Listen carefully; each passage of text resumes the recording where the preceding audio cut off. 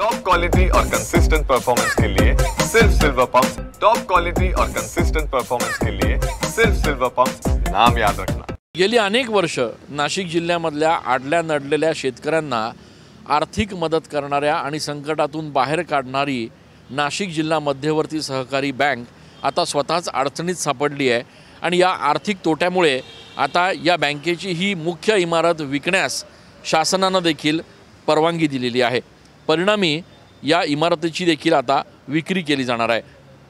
खरं तर गेल्या अनेक वर्षांपासून नाशिक जिल्हा मध्यवर्ती सहकारी बँकेची ही इमारत ग्रामीण भागातील शेतकऱ्यांसाठी एक आधारस्तंभ होती।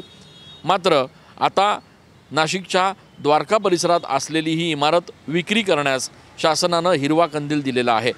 जिल्हाधिकारी प्रमुख असलेल्या जिल्हा संनियंत्रण समितीने ही मान्यता दिलेली आहे।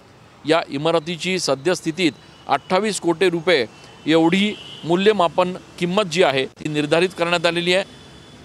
ही बँक सध्या अडचणीत पडलेली आहे आणि त्यामुळे या इमारतीसह नाशिक साखर कारखान्याची जागा देखील कुंभमेळ्यासाठी भाड्याने घेण्याचा प्रस्ताव शासनाने तयार केलेला आहे। नाशिक साखर कारखान्याची जवळपास 60 एकर जागा देखील जिल्हा बँकेकडे आहे आणि त्यामुळे एकीकडे जिल्हा बँकेची ही इमारत विक्री केली जाणार आहे, तर दुसरीकडे नाशिक साखर कारखान्याची जवळपास 60 एकरची जागा महापालिका भाडेतत्वावर ताब्यात घेऊन त्या जागेवर सिंहस्थ कुंभमेळ्याच्या निमित्तानं कदाचित पार्किंग किंवा आणखी काही महत्त्वाकांक्षी उपाययोजना करू शकते। मात्र या सगळ्यामध्ये एक गोष्ट निश्चित आहे की अनेक वर्ष शेतकऱ्यांच्या अडीनडीला त्यांच्या संकटात त्यांच्या पाठीशी भक्कमपणे उभी असलेली ही नाशिक जिल्हा मध्यवर्ती सहकारी बँकेची इमारत आता विक्री केली जाणार आहे। कॅमेरा पर्सन आकाश येवलेसह मी चंदन पूजाधिकारी, TV9 मराठी।